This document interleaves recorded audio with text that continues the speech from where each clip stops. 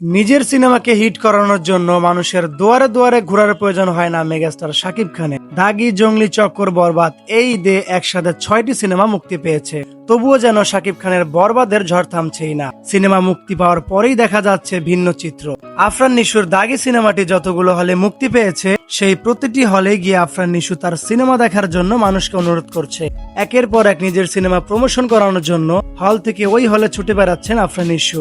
মনে হয় হলে গিয়ে হকারি করছে, তবে সিংহ যে সিংহই হয় সেটা আবারও শাকিব খান বরবাদ সিনেমার মাধ্যমে প্রমাণ করে দিল। বাশির ভাই জানতো না আমি একদিন ন্যাশনাল লেভেলে খেলব।